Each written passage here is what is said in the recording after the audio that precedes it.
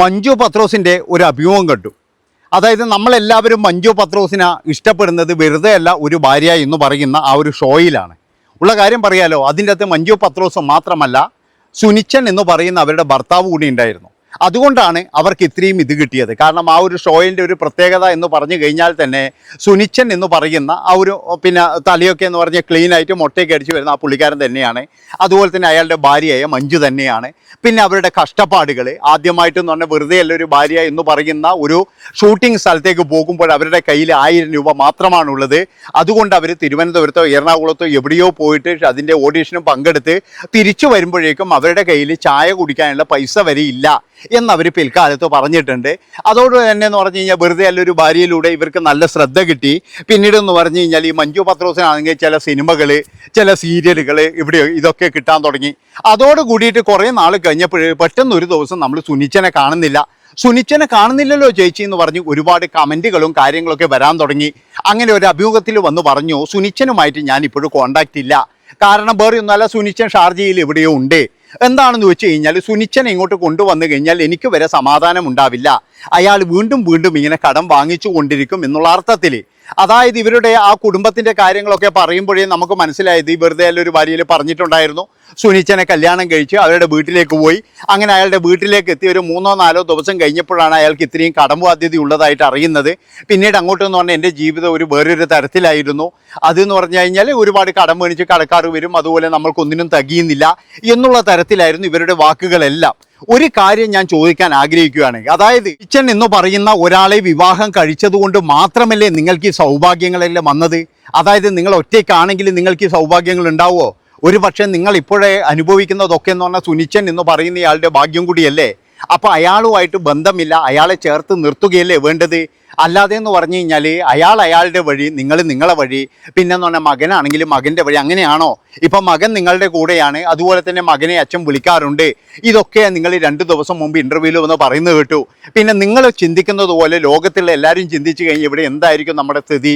അതാണ് നിങ്ങൾ മനസ്സിലാക്കേണ്ടത്.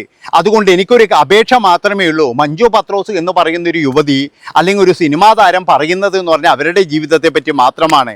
ഇതൊരാളും ഏറ്റെടുക്കരുതെന്ന് എനിക്ക് പറയാനുള്ളൂ. കാരണം മഞ്ജു പത്രോസിന് ഇതെല്ലാം കഴിയും, നേരെ മറിച്ച് മറ്റുള്ളവർക്ക് ഇത് കഴിഞ്ഞു എന്ന് വരില്ല. അവരൊക്കെ ചിലപ്പോഴെന്ന് പറഞ്ഞു കഴിഞ്ഞാൽ അവരുടെ ജീവിതം തന്നെ പരാജയപ്പെട്ടു പോകും. കാരണം മഞ്ജു പത്രോസ് പറയുന്നത് എന്താ, ഭർത്താവിനെ നമ്മൾ അതല്ല വേണ്ടത്. നമ്മളൊരു അഡ്ജസ്റ്റ്മെൻറ്റോട് കൂടിയിട്ട് നമ്മൾ അവരെയും കൂടി ചേർത്ത് നിർത്തുകയാണ് വേണ്ടത്. എൻ്റെ ഒരു അഭിപ്രായം ഇപ്പോൾ ഇത് തന്നെയാണ്. മഞ്ജു പത്രോസിന് അത്യാവശ്യം പൈസയും കാര്യങ്ങളൊക്കെ വന്നപ്പോഴേ സുനിച്ചൻ എന്ന് പറയുന്നയാൾ ചിലപ്പോഴൊരു അധികപ്പറ്റായി തോന്നിയിട്ടുണ്ടാകാം. ഇല്ലെങ്കിൽ മഞ്ജു പത്രോസിന് ഇത്രയും സാധ്യതയും കാര്യങ്ങളൊക്കെ വരുമ്പോൾ സുനിച്ചൻ എന്ന് പറയുന്നയാൾക്ക് ചിലപ്പോൾ എന്തെങ്കിലും ഈഗോ അടിച്ചിട്ടുണ്ടാകാം. അങ്ങനെയും അയാൾ മാറിയിട്ട് പോയിട്ടുണ്ടാകാം. അങ്ങനെ എന്തോ ആണ് സംഭവിച്ചത്. പക്ഷേ സുനിച്ചൻ എന്ന് പറയുന്നയാൾ ഇതുവരെ ഒരു മാധ്യമത്തിൻ്റെ മുന്നിൽ വന്നിട്ടും ഞങ്ങൾ പിരിഞ്ഞിട്ടാണ് താമസിക്കുന്നത് അല്ലെങ്കിൽ പിരിയാനുള്ള കാരണം ഇതാണെന്ന് അയാൾ എവിടെയും പറഞ്ഞിട്ടില്ല. എൻ്റെ അഭിപ്രായം പറഞ്ഞു കഴിഞ്ഞാൽ സുനിച്ചൻ എന്ന് പറയുന്ന ഒരു വ്യക്തിയും കൂടി ഏതെങ്കിലും സീരിയലിലോ അല്ലെങ്കിൽ ഏതെങ്കിലും സിനിമയിലോ വന്നിരുന്നുവെങ്കിൽ മഞ്ജു പത്രോസിനെക്കാട്ടിയും കൂടുതൽ ചിലപ്പോൾ അയാൾ ഉയരങ്ങളിലേക്ക് പോയെന്ന് എനിക്ക് പറയാനുള്ളൂ. അയാളുടെ മനസ്സിനോ അല്ലെങ്കിൽ അയാളുടെ ആ ഒരു ലൈഫിലോ എന്തോ ബാധിച്ചിട്ടുണ്ട് എന്നുള്ളതിൽ യാതൊരു തർക്കവുമില്ല. അതുകൊണ്ടാണ് ഞാൻ പറയുന്നത്, സുനിച്ചൻ എന്ന് പറയുന്ന ഒരു വ്യക്തിക്കാണ് ഇനിയെങ്കിലും അയാൾ തുറന്നു വന്ന് പറയണം, ഞാൻ ഇതേപോലെയാണ് പ്രശ്നം, ഞാൻ അങ്ങ് നിർത്തി എന്ന് തന്നെ പറയണം. ഇപ്പോൾ മഞ്ജു പത്രോസ് കൃത്യമായിട്ട് പറഞ്ഞു, ഞങ്ങൾ തമ്മിൽ ഡിവോഴ്സൊന്നും ആയിട്ടില്ല, രേഖാമൂലം ഡിവോഴ്സൊന്നും ആയിട്ടില്ല, പക്ഷേ എനിക്കൊരു കൂടിച്ചേരലില്ല, ഇനിയൊരു ബന്ധമില്ല എന്ന് തന്നെയാണ് പറയുന്നത്. പലപ്പോഴും മഞ്ജുവിൻ്റെ വാക്കുകളും കാര്യങ്ങളൊക്കെ കേട്ട് കഴിഞ്ഞാൽ നമ്മൾ വിചാരിക്കും ഇവരെന്തോ ഒരു ആത്മീയതയിലൂടെയാണ് പോകുന്നത്. ചില സമയത്തേക്ക് ഇവർ പറയുന്നത് എന്താണെന്ന് നമുക്ക് പോലും മനസ്സിലാവില്ല. അതുകൊണ്ട് മഞ്ജുവിനോട് എനിക്ക് പറയാനുള്ളത്, വെറുതെ അല്ല ഒരു ഭാര്യ എന്നുള്ള ആ ഒരു പരിപാടീൻ്റെ ഏറ്റവും വലിയൊരു എന്നാൽ അതിൻ്റെ ഒരു ഉത്തരം കൊടുത്തിരിക്കുകയാണ് ഇപ്പോഴും നിങ്ങൾ. കാരണം വെറുതെ അല്ല ഒരു ഭാര്യ എന്നുള്ള തരത്തിൽ. അതുകൊണ്ട് ഇനിയെങ്കിലും ഒരു കാര്യം ചെയ്യുക, ഒന്നിക്കലും എന്ന് പറഞ്ഞു കഴിഞ്ഞാൽ അയാളെ സ്വീകരിക്കുക, ഇല്ലെങ്കിൽ നിയമപ്രകാരം തന്നെ അങ്ങ് പിരിഞ്ഞു എന്ന് പറഞ്ഞാൽ ആക്കുക. എന്തിനാ വെറുതെങ്കിലും അയാൾ ഏതോ നാട്ടിലാണ് കിടക്കുന്നത്. ഞാൻ പറഞ്ഞല്ലോ പൈസ ഇച്ചിരി വന്നു മഞ്ജു പത്രോസിന്, അതുകൊണ്ട് തന്നെയാണ് ഇപ്പോൾ അയാളെ വേണ്ടാത്തത്, അല്ലാതെ വേറെ ഒന്നുമല്ല. അതെന്ന് പറയുന്നത് നിങ്ങളുടെ ആറ്റിറ്റ്യൂഡ് കാണുമ്പോൾ മനസ്സിലാകും. പക്ഷേ ഒരു കാര്യം നിങ്ങൾ ആലോചിക്കണം, എപ്പോഴും ഈ സുനിച്ചൻ എന്ന് പറയുന്നവൻ കടം വാങ്ങിക്കാം എന്ന് പറയുന്നത് അത് ഇപ്പം അയാൾക്ക് കടം വേണ്ടേ? ഇപ്പം അയാൾക്ക് കടം വാങ്ങിക്കേണ്ട ആവശ്യമില്ലേ?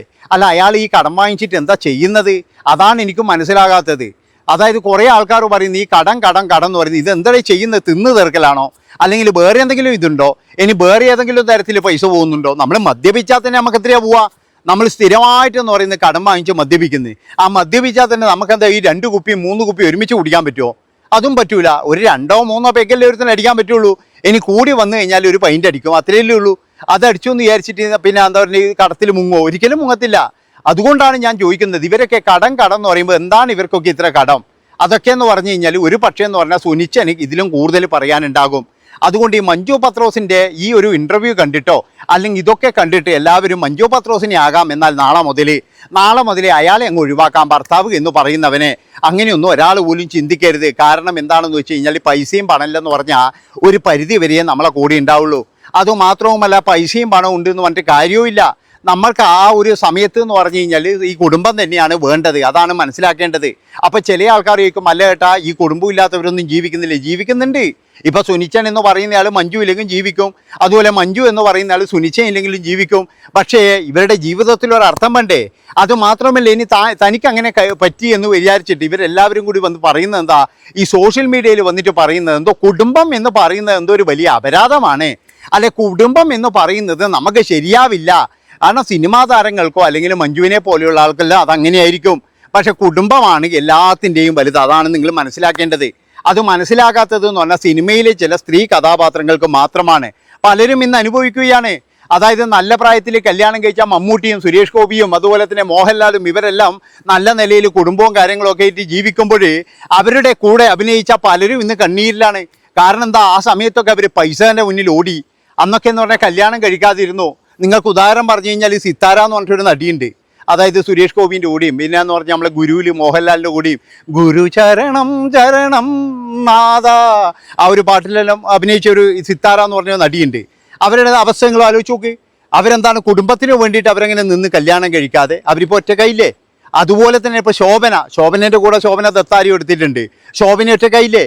അപ്പോൾ ഇവരുടെയൊക്കെ കൂടെ അഭിനയിച്ച മോഹൻലാലോ സുരേഷ് ഗോപിയോ അല്ലെങ്കിൽ മമ്മൂട്ടിയോ അവരൊക്കെ ജീവിതം നിങ്ങൾ ആലോചിച്ച് നോക്ക്. അവർക്ക് കുടുംബമായി അതുപോലെ തന്നെ പൈസയായി എല്ലാ കാര്യങ്ങളും ഉണ്ട്. ഇവർക്ക് എന്താ ഉള്ളത്? ഇവർക്ക് ഒരുപാട് പൈസ മാത്രമാണുള്ളത്, കൂടെ ആരുമില്ല. അതാണ് നിങ്ങൾ മനസ്സിലാക്കേണ്ടത്. ഇപ്പോഴവരെല്ലാം ചിന്തിക്കുന്നുണ്ടാവും, ഈശ്വര അന്ന് ചെയ്തത് വളരെ തെറ്റായിപ്പോയി.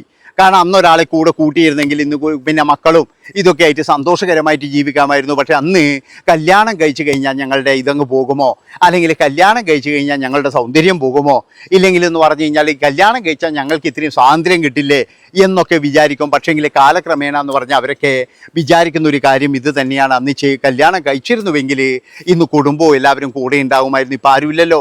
ഇനി എന്തൊക്കെ പറഞ്ഞു കഴിഞ്ഞാലും ഞാൻ പറഞ്ഞില്ലേ, ഗ്ലാമറും കാര്യങ്ങളെല്ലാം എന്ന് പറഞ്ഞാൽ ഒരു പരിധി കഴിഞ്ഞാൽ നിൽക്കും. ഒരു പരിധി വരെ ഇതൊക്കെ ഉണ്ടാവുള്ളൂ.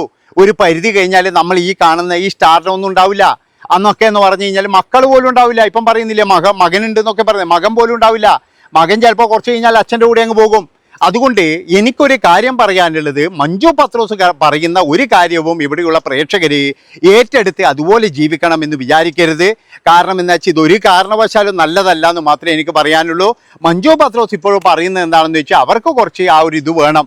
എന്താ വെച്ചാൽ കുറേ നാളായി ഇപ്പോൾ ഒരു പ്രശ്നമൊന്നും ഇല്ലാത്തത്. ഏതായാലും ഒന്ന് ഹൈപ്പ് ഇരിക്കട്ടെ എന്ന് വിചാരിച്ച് വന്നത് തന്നെയാണ്. അപ്പോൾ എല്ലാവരും ഹൈപ്പ് ചെയ്യുക. നന്ദി, നമസ്കാരം.